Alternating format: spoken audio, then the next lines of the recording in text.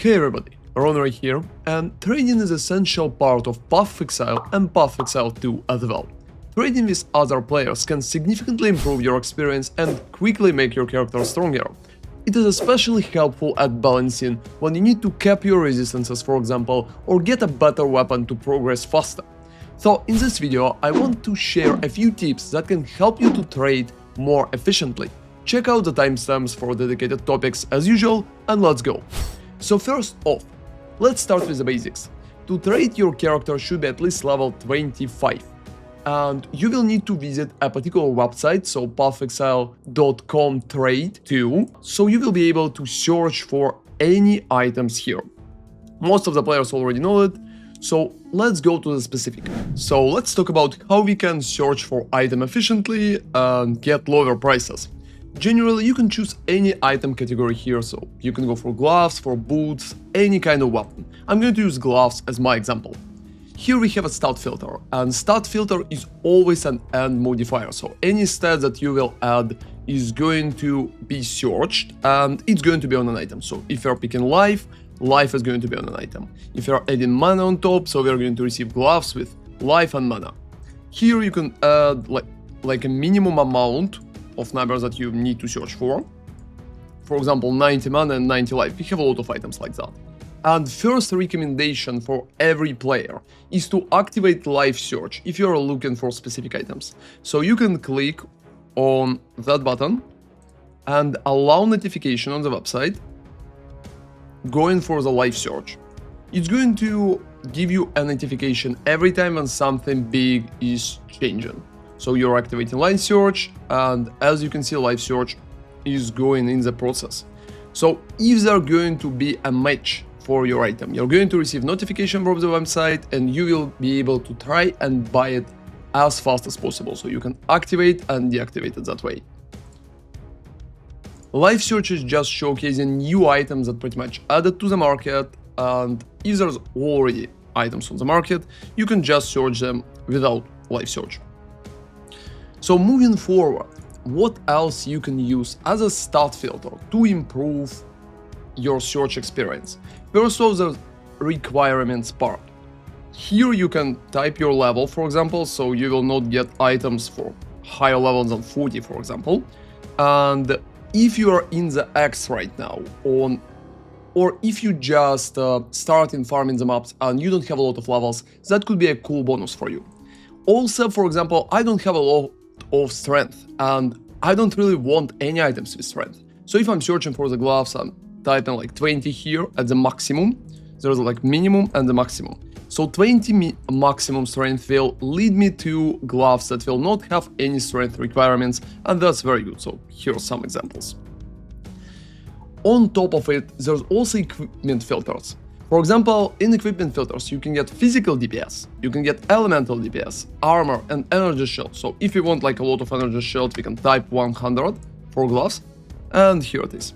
For the physical DPS of the weapon, I usually recommend to just change different numbers with minimum to find some weapons. If you, for example, type in here 200 and you can find a single item, lower it to at least 150.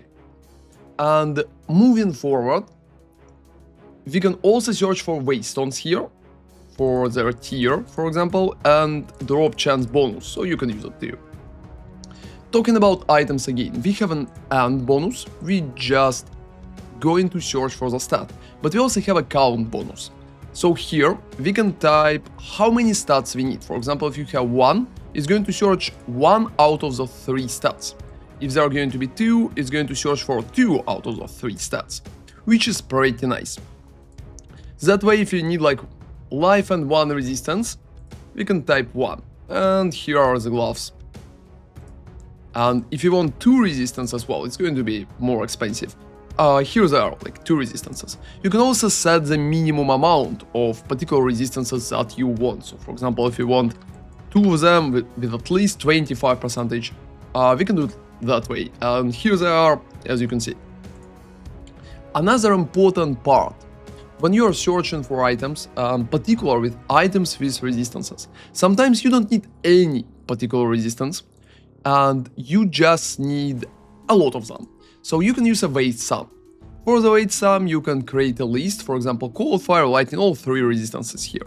And in the minimum, you can type amount. So 60 here will lead me to items that will have at least 60 resistances, any resistances.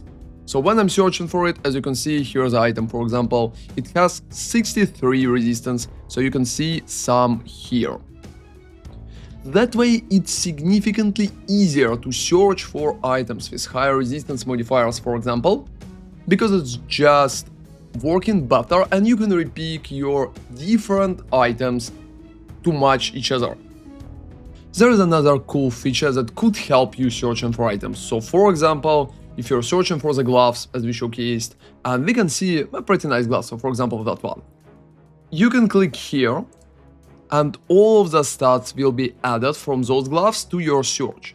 After that, you can literally delete the stats that you don't need. For example, we don't need energy shield percentage, we don't need life, and we don't need gain life per enemy killed. But instead of searching for leech of physical attack damages mana, we can just keep it that way. And here they are, we're just searching for all gloves with such stats. And another cool trick is if you don't know what kind of modifiers could be in an item, you can open craftofexile.com. Here, up here, you can click on PoE 2. And after you're clicking on PoE 2, you will have a set of items. So if you just want to know what kind of modifiers can even roll on an amulet, for example, here we can click jewelry. And here we are clicking amulet. And after it, here is the full list of all modifiers that you have. So to the right you have suffixes, and to the left you have prefixes. So right now we already know that, for example, amulet can give +1 level of all skilled gems, or it can give +1 level of all fire skill gems.